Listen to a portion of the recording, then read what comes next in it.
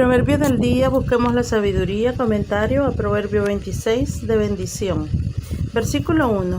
Los necios malvados, que no tienen ceso ni gracia, son a veces puestos en sitios de honor, poder y responsabilidad. Eso es un absurdo, una grave inconveniencia. Cae tan mal como la nieve o la lluvia en tiempo de siega, pues estorba a los labradores y echa a perder los frutos del campo cuando están a punto para ser recogidos. Versículo 2. El que es maldecido sin causa, sea mediante furiosas imprecaciones o mediante solemnes anatemas, no recibirá de ello más daño que el que causa un pájaro que revolotea en torno a la cabeza de una persona. Así David no recibió daño alguno, al contrario de las maldiciones que le lanzó Goliat, 1 Samuel 17:43, ni de las que le lanzó Simef, 2 Samuel 16:5 y siguiente. Versículo 3. Como en días 13 y 19:29, se expresa aquí la inutilidad de los buenos avisos y consejos a los necios y malvados, por lo que para dirigirlos por el buen camino, como a los caballos, o para frenarlos de seguir por el mal camino, como a los asnos, hay que emplear la fuerza de la severa reprensión y aún el castigo físico, impuesto por la autoridad competente, simbolizados aquí por el látigo y el cabestro. Versículos 4 y 5. Estos dos versículos parecen recomendar actitudes contradictorias, pero no es así. Se trata de circunstancias diferentes en las que un hombre prudente sabrá tratar al necio de forma también diferente. El proverbio viene a decir: si el necio se jacta, no le respondas jactándote tú también. Si grita desaforado, si maldice, no le respondas con su mismo lenguaje, pues te rebajarás al nivel de él. Pero si tienes motivos para pensar que tu silencio va a ser interpretado como una muestra de debilidad, respóndele como se merece su necedad, venciéndole con sus propias armas.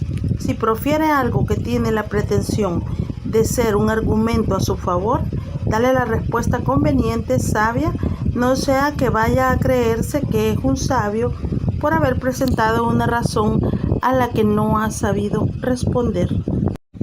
Versículos 6 al 9.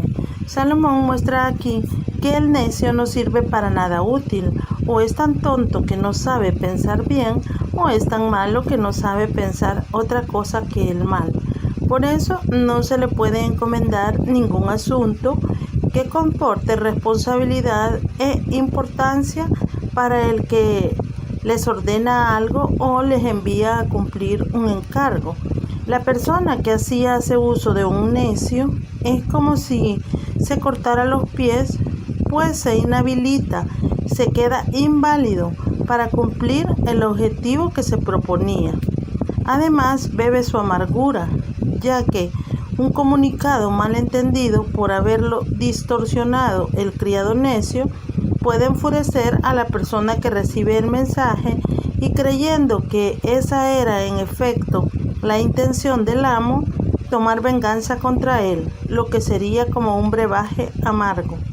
El símil del versículo 7 da a entender que el proverbio del necio es una forma de expresión tan inútil para los que le escuchan como las piernas de un cojo, incapaces de soportar el peso del cuerpo al andar.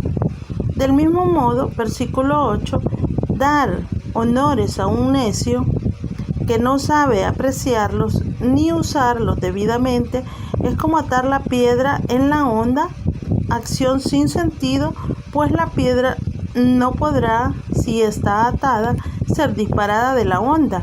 No es claro el sentido del versículo 9, pero en todo caso indica un grado de necedad mayor que el del versículo 7.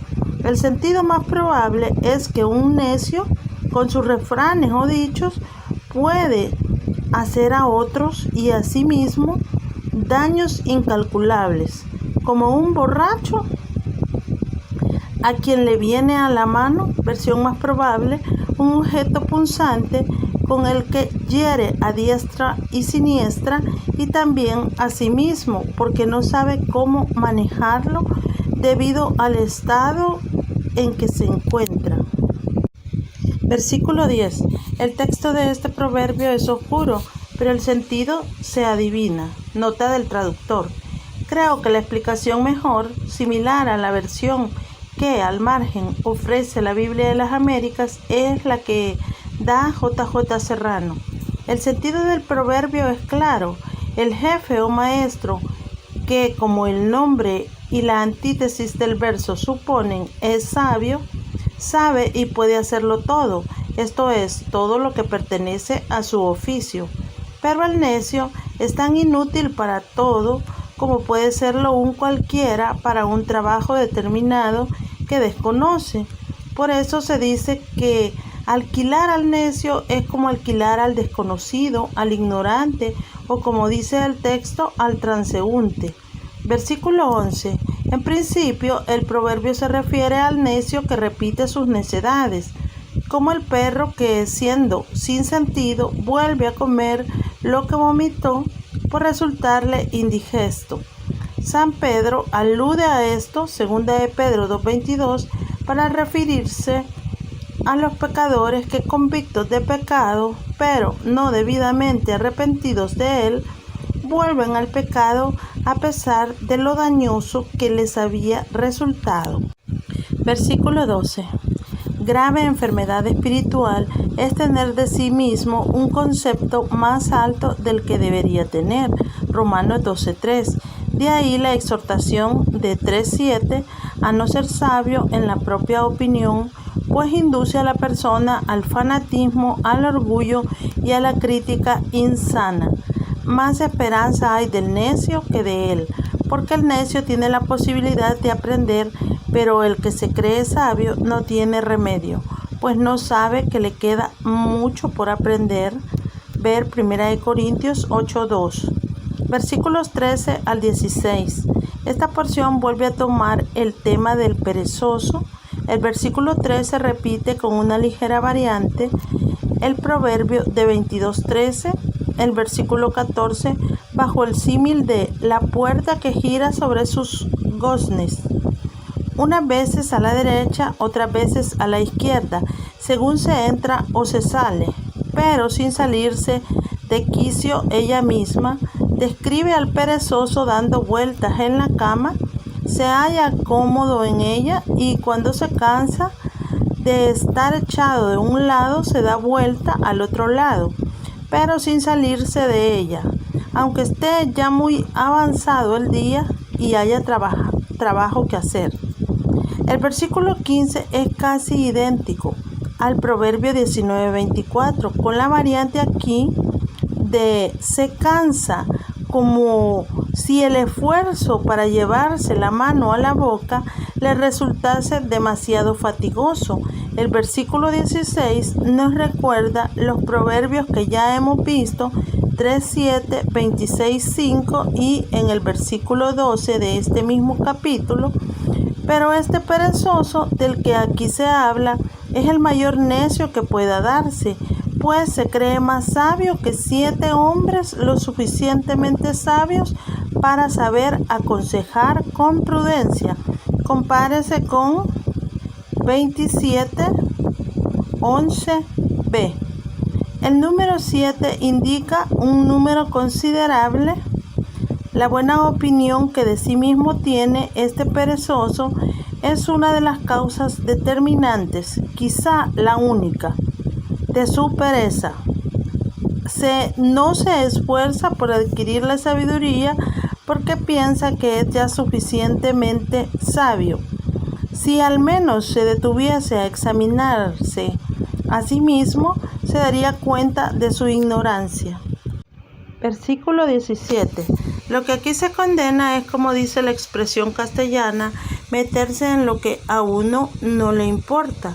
El que se interfiere en asuntos ajenos o se mete a intermediario imprudente en pleitos que no le van y en los que no sabe dar un consejo pacificador, se expone a causarse problemas a sí mismo y encender más, en lugar de apagar la disputa.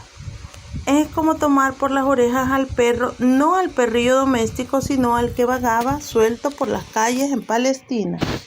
Versículos 18 y 19. Se exponen aquí los peligros de las bromas que llamamos pesadas.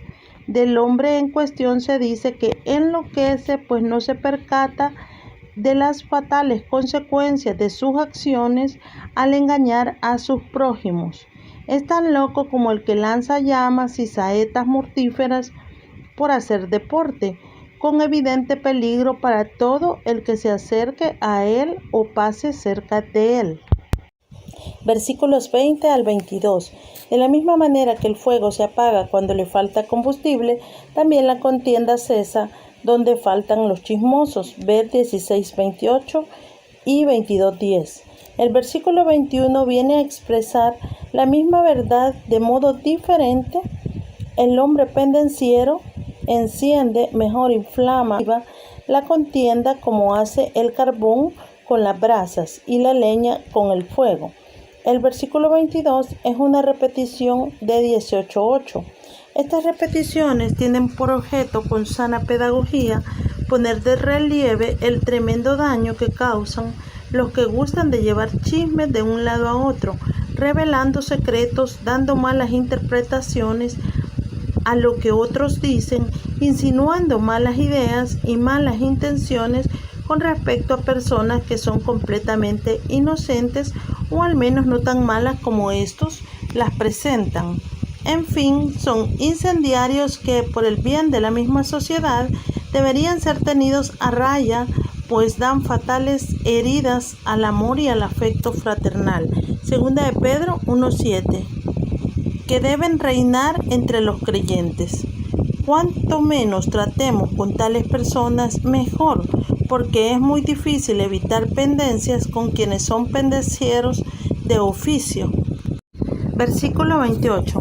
Hay dos clases de mentiras igualmente detestables. 1. La lengua mentirosa, que odia al que ya es su víctima, la aflige con reproches y calumnias porque la odia. No lo disimula, le hace daño porque la odia y así lo reconoce descaradamente. 2. La boca lisonjera, es decir, aduladora, que actúa solapadamente, la víctima no sospecha nada malo y se perjudica a sí misma por dar crédito a los halagos y cumplidos que le hacen, con lo que es empujada de modo suave pero fuerte hacia el precipicio. Un hombre prudente temerá más al adulador que le bese para matarle que al calumniador que proclama la guerra.